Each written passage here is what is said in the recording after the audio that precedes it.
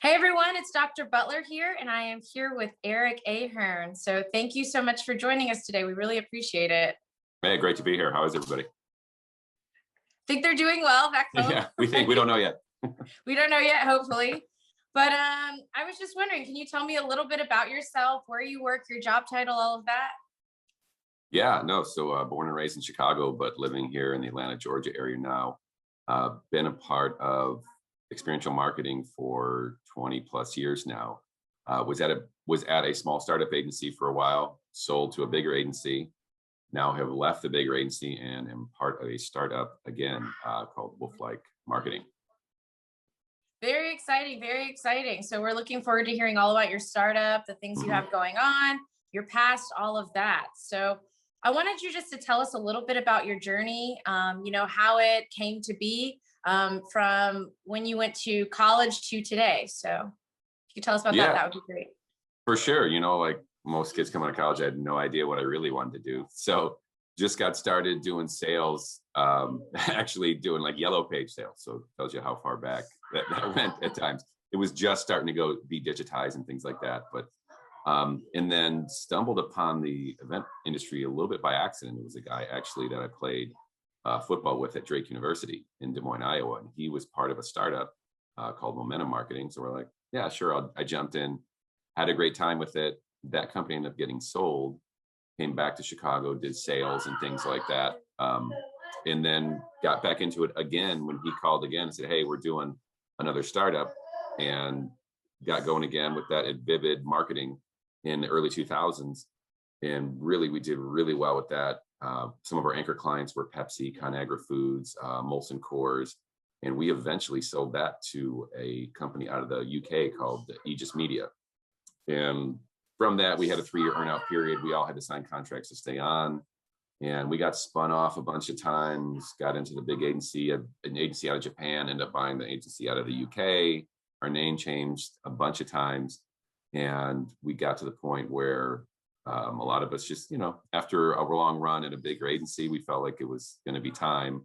And then when COVID hit, and things really dried up, we thought that was a great opportunity to kind of negotiate our way. Like, hey, I think it's time for us to move on. And that's how we arrived. And then really, we were kind of hanging out last year a little bit, talking about what we'd want to do. And, we had some former clients and people like that who just said, hey, if you guys thought you wanted to form up again, we'd be interested in including you guys in opportunities. So that's really where it started again. We're like, hey, why not? Why wouldn't we? So we had a pitch last year in December for Mike's Hard Lemonade. And we didn't win it, but we were like, all right, we're kind of back in the game, and let's get going. So we kind of started building the brand from there. And here we are now at the startup. We were up and running, and we've got some opportunities at our doorstep coming right now. Okay, nice. So I did want to ask you one thing. So some of our viewers out there, they're not familiar with experiential marketing and how that plays into events. Can you tell us a little bit about that and just building the client relationship and what you do for the client? Yeah, and obviously the event space is in transition, right? With everything with the pandemic. But really, at the end of the day, as the world gravitates towards experiences, right? You hear this all the time. People they're more into experiences, the tiny home movement, all these things about it's not about stuff. It's the FIRE movements, right? The financially independent, retire early and have experiences and things like that. So I think what you're seeing is the data is there's limitations to it, right? Self-reporting data is always going to be limited. So because you never really know how you're going to react. So what the live space does, it gives people a chance to connect beyond, the 3,000 messages people see every day, and all the digital push and all the pop-up ads and, TV, radio, things like that. Most people are ignoring that stuff anyway now. So the question's always been, how do you get that? And how do you understand why people do what they do? And that's where I think people are even coming back. And that's why I think we've got so many opportunities, because people realize the benefit of that live experience and really understanding the why. And brands want to be part of culturally cool moments. They want to be part of adding value to people's lives, things like that. And you can do that to a point digitally, but doing it at the live space and then having them then kind of have that earned media where they can push it out to their networks and things like that. I think that's where the magic happens with experiential. I think that's why even you'll see budgets in that realm increase, especially like anything. once it's taken away from you, you realize how much you miss it and how much you want to do more of it. And I think we're seeing a lot of parents with pent up demand saying, man, we really just want to get back and connect with people live, one-on-one, as much as it's been Zoom and all these other things, or digital ads, or, you know, social. That's where I think it's going to be. And I think even coming forward into this industry, you're going to see a lot more measurement coming out, a lot more real-time data and how we measure facial recognition, voice and tone of voice, things like that. You're going to see a lot more of those advancements in the event space that you're starting to see in retail already. You're starting to see it in automotive. You're going to see a lot of that coming here, because we've had a year to stop and think about how we make the industry better. So I think that's where experiential is, and that's where it'll always have a part of it. Yes, there'll be some hybrid to it, but you can already see from baseball stadiums, people are out. Like if it's 100%, it's full. Yeah, absolutely. I know that I started to learn about experiential marketing when I was actually, a student, when I was going to Georgia State, and Lisa Right. came in and she was telling us all about it. And I didn't realize that there were opportunities to work with in sport and entertainment without having to work with an artist or a team or anything like that. So it just opened up my eyes, just as far as, how sponsorship goes, how marketing goes, and just that experience. And then from there, I was able to do some other things, which they've heard all about. Right. So now they get to hear from you. But I remember one time when you came and talked to my class, you told us about a Nerf tournament that you created. So Yes. can you tell the students a little bit about that? Because that's one of my favorite stories that you told. I think it just tells the essence of experiential marketing and event planning. Yeah, no, it was in the funny thing was, it was just through a network of a friend, a guy who used to sell us like tents and inflatables and different things like that. So he called and said, hey, this Hasbro's really struggling with their Nerf dart blaster line, and they're looking for something unique. So literally we called them, I called her up, this Kathleen, and I was like, hey, what's going on? I said, we're really looking for an idea, like over the weekend. Like we've tried a bunch of agencies, nothing's resonating with. So we really, an agency style, we're like, all right. So it was a Friday night at like 4:00. We worked a little bit over the weekend, came with this idea of like, you should have your own proprietary dart tag league, like everything, a governing body, rules, the whole bit. We'll travel around the country. We'll partner with the Do Tour was our idea at the time. If you remember, the Do Action Sports Tour used to be a big thing back 2010, 2011, 2012. So we're like, hey, we'll build an arena. We'll do the whole bit. And they loved it. Monday, we really just wrote it up on a sheet of white paper. We didn't even have pretty pictures, anything. We didn't have time. so they took a chance on us, and we went with it. So we created the whole league. We wrote all the rules, designed the field with the obstacles and everything. And I remember our first event was in Chicago, and it was blistering hot in the summer, right around the taste of Chicago. So it'd have been like July-ish, early July. And our idea was, hey, we'll have two age groups, right? We'll have 8 to 12, and we'll have 13 to 17. And we were pretty modest. It was 4-person teams, a capture the flag type of game. And we went in and we're like, all right, we'll have, a field of 10 teams in each division. And I think we had 4 teams total at first. And we were able to talk a few other kids in. I think we ended up with like 6 or 8 teams. So you're talking about maybe 32 kids total. But we got a lot of great content out of it. And then we started posting the content, YouTube, things like that. And it started to take off. So then we started planning our next stop, which was like Salt Lake City, Utah, wherever. And then all of a sudden, our next stop, we were full. We're like, hey, we've got the full field, right? 10 teams each age group. And from there, it just grew and grew and grew. And really, the biggest thing was, the whole lesson was even like, just whatever happens in your live event space, if you can generate content out of it, it becomes amplified, for us, hundreds of times over. Because if you fast forward, so we went through it the whole year. The prize was awesome. The kids got $25,000 if they won the tournament. And we flew each regional winner. So we had 5 regional sites. It was like Chicago and Orlando. And then we flew them that year. We threw them down to Orlando. We threw them to Vegas that year. And we put them up in the hotel. We played off in the tournament. And like I said, we live streamed the event and we got content. So fast forward to the next couple of years, literally we went from not even being able to talk 20 kids into it. And we had an online draft process where the kids had to submit a video why they want to be in the tournament. It was amazing. We went to a studio, kind of like a real NFL type draft. And we were going to open the registration for a month. We were about 6 days in, and we were up over 23,000 kids who wanted to be in on it. So we're like, we better shut this down and go with it. So we brought 200 kids down to Orlando that year and had a playoff. But it was amazing to think, just 24 months prior, we could barely talk 30 kids into playing it. And here we were 24 months later with 30,000+. And it was all just from the live events, generating content, posting, using our social channels. I mean, that was amazing. And we always felt like, even with Hasbro, if we could put the blasters in their hands, they'd love it. And that was really the whole strategy beyond anything. If they could put it in their hands, they would absolutely love it. So yeah, that was one of our, that's still to this day, and we won a ton of awards for it, and Hasbro won a ton of awards. Still one of the coolest things we've ever done. And we still talk to them all the time about it. Actually, we'll still catch up with people at Hasbro. A lot of them moved on to other companies, things like that, but we'll reminisce about, man, do you believe just the fever pitch we created over that, where people were literally just, and even after we moved on to doing different things, we would get letters about it years later from parents or kids saying, hey, I took that money, I won it 2 years in a row. And, I took that money and I got through college and things like that. So it was pretty cool. Program, really good impact on there. And sales went through the roof everywhere we went. I mean, it was multiple hundreds of % increases around Toys R Us's and everywhere else. Anywhere we were at, shot through the roof. That's awesome. See, that's such a great story. Just, you connected with a client and they needed to sell a product and you created a whole experience around it. And then look at the return on investment, right? From just doing all of that. And then not only that, but just like the nostalgia, the memories that you built from that. So I love hearing that story. I'm like, it's story time. I can't wait to do that. But that's, it's so cool.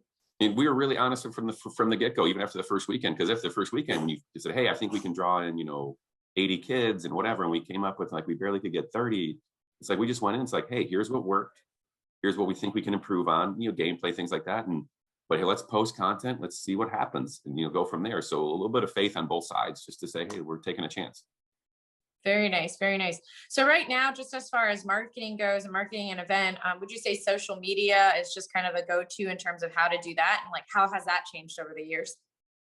Yeah. I mean, obviously, that's a big part of it. Right. And I think before we used to push a lot of content to social. Now we're really more relying on the user generated content. We are really looking to connect with them and give them controls. You'll see more, even, more staged photo ops are gone. It's more about hey, you're here, and just, hashtag us as you post your content. And we're looking to collect their content and aggregate it more. I think that's been the biggest change, as opposed to, ours was, we had NFL Films film all the Nerf stuff. So we had high end, cool content. I'm not saying we still don't do some of that, but now you're looking for more of, everybody else. I think if we were to do this in 2021, we'd be asking for people to, film their own stuff, and then we'd be posting and highlighting more of them than we were our NFL Films, Hasbro videos, things like that. So I think social is still a huge part of it. And obviously Clubhouse, you name it, whatever, there's always new stuff coming up all the time. So we're always trying to stay on top of that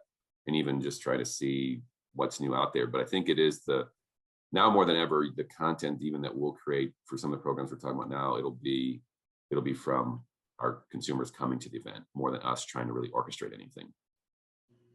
Very, very nice.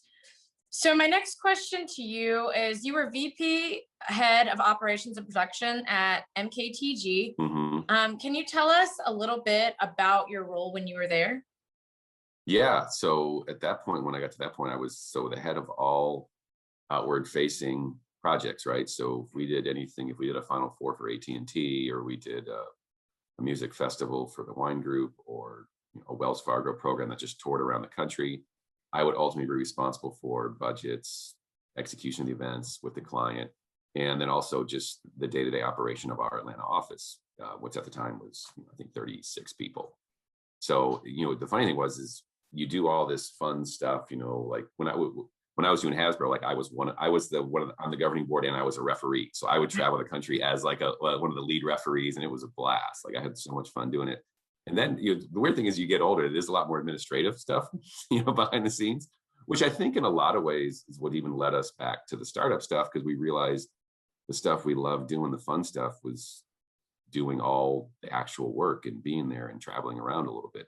Now it's different as you get older, kids, things like that into the picture. But yeah, a lot of my stuff day to day was just making sure there was a lot of quality control, there was a lot of client relationship, and there was a lot of administrative stuff. And especially with a big agency, you have to do projections every 90 days, because we're a publicly traded stock.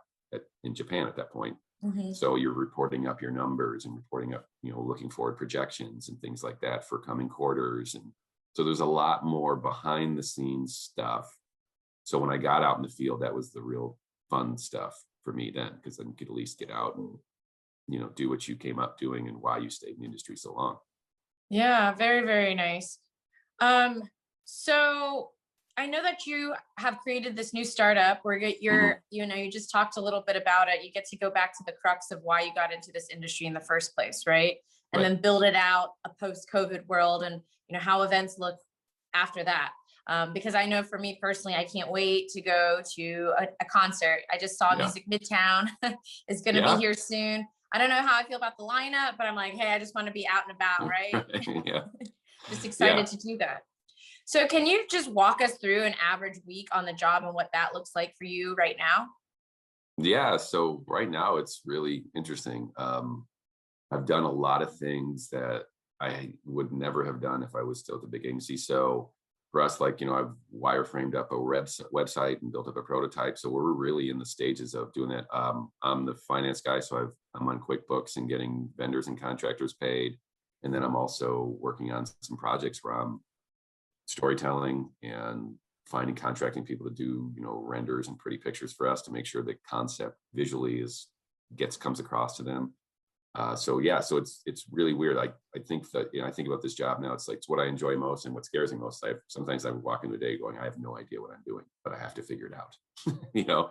Yeah. So I think that's the most fun part and the scariest part, because there's no guarantee you'll do it right. But yeah, so really my day really focus on, and that's probably the biggest thing, is I really have to prioritize what's important that week. So this week for me is more about client presentation. So I'll put that stuff, the website design, on the back burner. I'll put the social media calendar on the back burner, and we'll really focus on, hey, what's the story we're trying to tell on this project, and what's the problem we're solving? How are we well positioned to solve it for them? What will life look like for them after we solve it? And how do we add value add for not just the client we have, but the consumers who will come and interact with us. So right now it's a lot of outlining, writing, storytelling, things like that. And then I'll block out some time to make sure people we work with get paid, things like that, through QuickBooks. So Okay. the admin stuff still always happens. Very important, right? Getting paid. Yeah, no, it is. But for me, like, that's part of the fun though. Literally, like, I've never, usually we had an accountant who did all that. So now we're like, all Yeah. right, I guess I'll take on that role. We just kind of, when we talk, we don't have titles anymore. We just have accountability. So our chart is not a title chart anymore. It's just an accountability chart. It's just, hey, Hmm. listen, you're going to do those things. You're going to do those things. And you're working in parallel paths. And there's not a lot of like, hey, copy me on this. Like, listen, I'll get my work done. We'll meet back here at the end of the day, because we're Okay. obviously we're still remote right now. Yeah. Very So, nice. Very nice. So you kind of told us a little bit about it, but just this twofold question. What mhm. do you enjoy most about your current job? And then what do you think is the toughest part? Yeah, no, like I said, that I don't know what I'm doing is the most Yeah. enjoyable and the hardest part. Um, but yeah, I think for me, it really challenges. I always say this, I've told my kids this, and I told people I work with, you're as good as your systems, right? So this really challenges my systems, my ability to prioritize, my ability to focus, my ability to say, I have to say no a lot more, which I think is hard for me, because I like to, I like to connect with people. I like to network. But if I have a week here, we have a deadline, I don't have anyone else. Hey, listen, can you cover this for me? Because it's just us. It's just the four of us at this point. So I Yeah. think the hardest part for me is I say no to a lot of things, even just personally. I'm like, hey, no, I've got to work on this Saturday morning, or I've got to work on this into the evening. Yeah. That's a big challenge. But like I said, that's the fun thing, is you feel reinvigorated because you're doing stuff that you're really unsure of yourself. You call it nervous, call it excited, but there's a lot more days where, like, when we're about to get on the phone, you're like, man, I always say, like, I reframe it. I call it excited, but to be honest, I'm nervous. I'm like, man, I don't want to, we can't bomb here, because, there's Mhm. no actual, like, hey, you get your salary no matter what. We get paid when we do good work for the client. So Yeah. it's like, it really is. It's the most exciting part and the most difficult part at times. Thank you for sharing.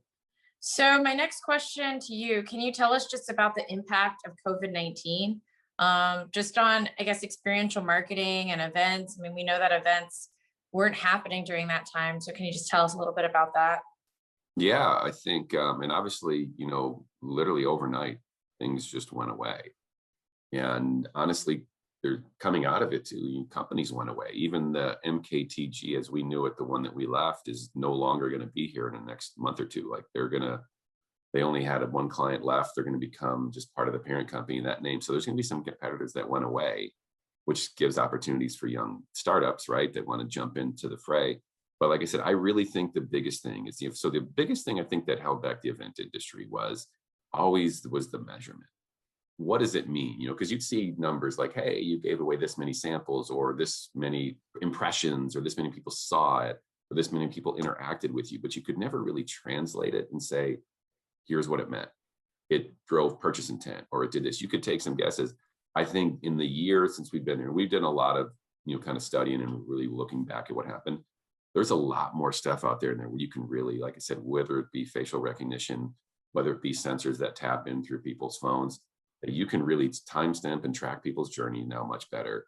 You can then, if they opt in, you can literally follow them on to see whether they purchase or not. So I think the data portion of live events is really going to change. And I think the companies that don't adapt and get on it quickly are going to get left behind, because I think you're seeing like the Walmarts of the world, you're going to see a lot of facial recognition and things like that. Not facial recognition so that they know like, hey, that's Dr. Butler. She's roughly this old. Just giving them passive aggregated data of, hey, it seems like, a person 24 to 34 seems to enjoy your product because they lingered here longer. And you're going to see a lot of that at even live events. They're going to really be able to track what you're paying attention to, which helps with that we talked about earlier with like, there's limitations to self-reported data, right? Like how many times have you tried something, you're like, and you're like, how was it? That was okay. Well, yeah, was it really? Your face said a different story. Yeah. So you're seeing a lot more, you're going to see a lot more of that going, hey, that's actually more of a, a bad reaction or a negative reaction. And you're going to be able to track that and see how that goes. So I think the data game's really going to change from COVID, because a lot of people had a chance to sit back and you've really seen people take things from other industries and are bringing it into here. And we're talking with a couple of partners that are really doing some, I say, groundbreaking stuff and really frightening stuff too. Okay. Where you're just like, man, you can it is like, you have a phone, you have this, like people, they can really track and know exactly what your habits are. It's really something. No, I believe it. Sometimes I feel like my phone's reading my mind. I like listening to me, reading my mind, just every single thing. So I can definitely see where that's headed. So it'll just be really interesting to see how you all integrate that into your company and just the fabric of your organization. Yeah, and that's a lot of what we did. And the four of us, we've had a lot of conference calls. We've even been able to take some tours into some people's kind of innovation labs. Like we've really gone out. That's probably what was different. Like if we just stayed, our friends who were kind of still at the big agency, they're still kind of figuring out how do we meet the next 90 days. They've got pressures from having, a public company, where we were just more, and I always say this, big agencies are great at getting today's work done. Everything's, divided up, it's siloed. Hey, you're responsible for this, you're responsible for this, but they're not great at leaping into the future. And small startups do a good job of that because, like I said, we've taken days and weeks out where we're just like, let's learn everything we can about X, facial reading, things like that. And we've taken tours like, wow, okay, I see how we can apply this now. I see where lines we don't want to cross. I can see how we can really use it. So we're coming out of this and we're able to get the attention of big organizations like Pepsi and things like that, because we're saying, what if your event could do this for you? And they're like, I didn't be interested to hear more about that. And that's really where we've been leading into it. So I think coming out of this, you'll see a lot of smaller startup companies. I know of a few too, because obviously we all talk and we can see what people are getting into, but really looking to change the game on how we measure the success of a live event, I think is going to be the biggest thing that changes come out of COVID. Wow. Thank you for sharing that. Very, very exciting things, very forward moving. Yeah, no, and moving fast, as you know, like everything else. Yeah, everything else. So we're coming down to the last few questions of this interview. And my next question for you is, what advice do you have for current students who would want to pursue a career path such as yours in experiential marketing? For us, I would, always network, right? And you have to take advantage of people, and not take advantage of people, but take advantage of people and say, hey, listen, if you get a chance, if you're ever in town, reach out. Like kind of same thing here. Like if anyone ever wants to talk to me, reach out. Like take advantage of that. Like people really do mean it. You'd be surprised how many people really do want to help you, because we were all there, right? And how tech, we're all still there now. So I think that's the thing. The other thing too is like really find an organization that shares your values, which also means you have to define your values and really what it means to you. So like I always have, like I start my days and I have my core values listed. I have my, kind of what I'm good at, what makes me unique, all those things. So even as I talk to clients or I talk to vendor partners, I'm looking for people who share my values of resilience, of being committed, focused on growth. People want to make a difference in their community. Like I need to see that in people that I'm working with. So I think for me, get clear on that, because if you can get clear on that and you can then hook up with people in an organization that can do that, it really gets fun. I mean, it really gets fun because there's no right or wrong answer. If someone doesn't match your values, it doesn't make them wrong. It just means like, hey, we Yeah. don't jive, right? So find that. So I think for me, I think that's the biggest thing. And then, figure out what makes you unique. And being unique doesn't have to be anything crazy. Like when I talk to people and they ask me, I'll say, listen, I think and act like a business owner. I said that even before I was one again, right? And so I'm like, I take it really personally. Like, I take massive action with speed and I do people first always. So I'll always sacrifice my own glory for the greater good of the people. Cool. I mean, that's nothing anyone can't do, but I really mean it and I really live by Yeah. it. And that's the things, you got to have those things that do it.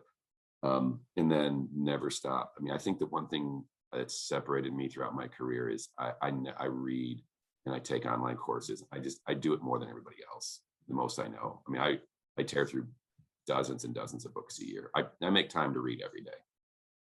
It's blocked out in my calendar. It makes me say no to people. Like, you have an appointment? I'm like, yes, with myself. I've got 40 minutes of reading to do.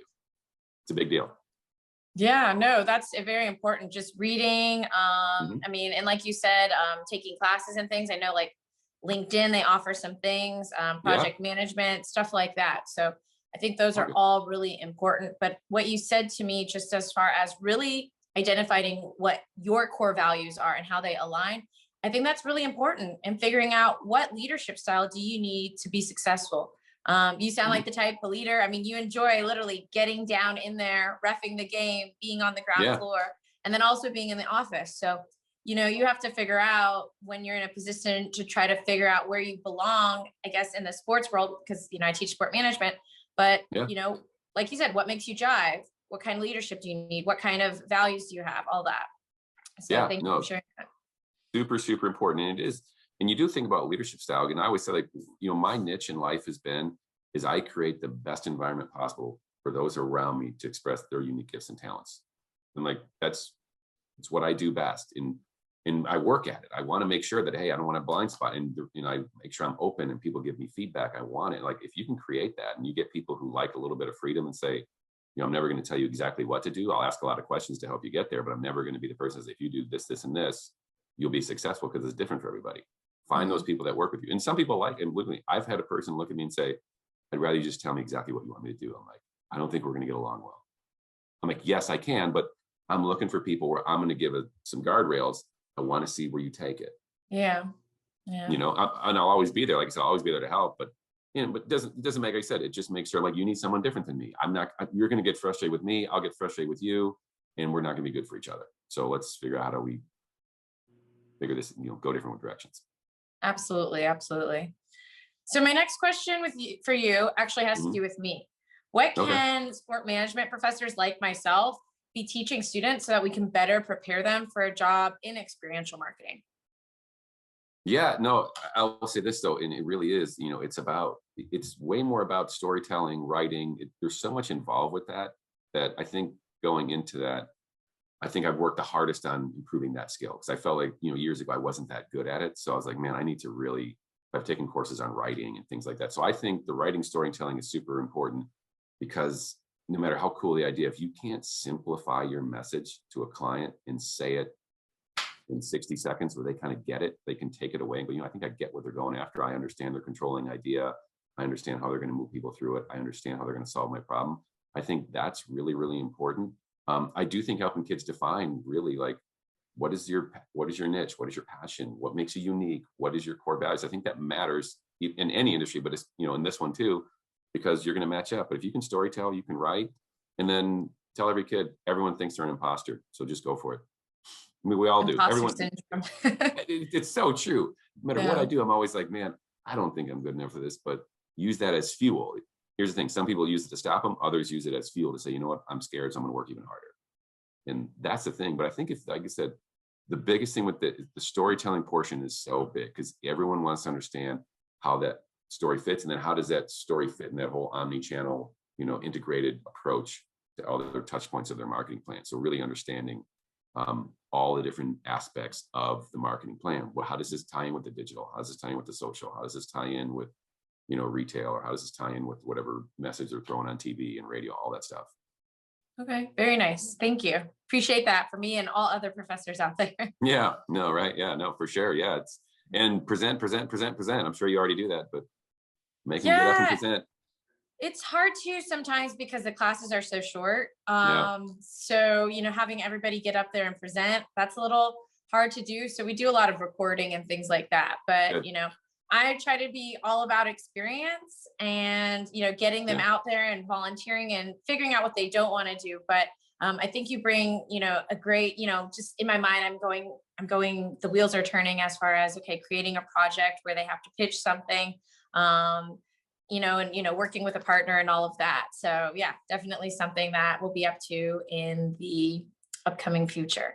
Yeah. And that's the right side. Get out and experience it too. Because the more you can get out, the more you'll just, because I always say this, there's no real original idea. It's usually taking bits of pieces, things you see, and then translating, putting a unique twist on it to say, I think this can work for you if you do it this way. And that's a lot what experiential marketing is, taking, like I said, a facial recognition technology that's mostly in retail and saying, I think we can put a twist on it here. There's always just go and experience as much as you can, and then translate it. Just figure out, like, how would this work in my industry?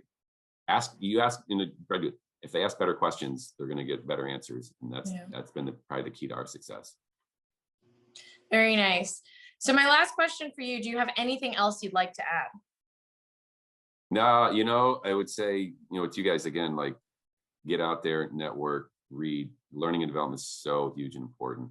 And like I said, when you feel like you're an imposter or you feel like you don't know what you're doing, you're probably on the right track.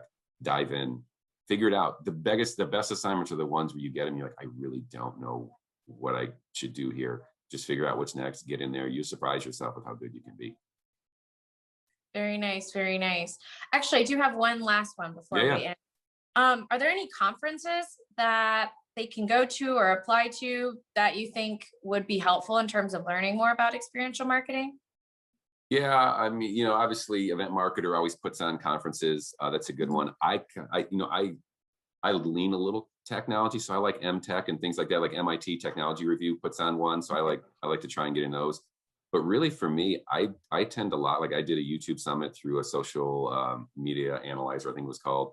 Like, I do, anytime I see something that gets me, either a social thing, I'll do writing, I'll do almost anything, because I always have it with the eye of, like, all right, how does this translate back to my industry? So definitely go to the basic ones, your Event Marketer, things like that. But anyone you can find, there's so many good ones out there where either, especially now, they're online. You can get a 4-day pass for $97 and you're in, So, but yeah, I like the emerging technology ones, like an MTech, because that's such a big deal in our space. Like, what's the latest technologies, hardware, software? Okay. Very nice. Very nice. Well, thank you so much for your time. We really appreciate it. I know that they've learned a lot today, and I can't wait to see all those discussion board posts. So thank you again for joining us today, Eric. Yeah, for sure. And thank you. Hopefully, obviously, we'll keep talking, and hopefully I get a chance to meet some of your students, and we can talk further and hopefully have opportunities to even collaborate and work together. Absolutely.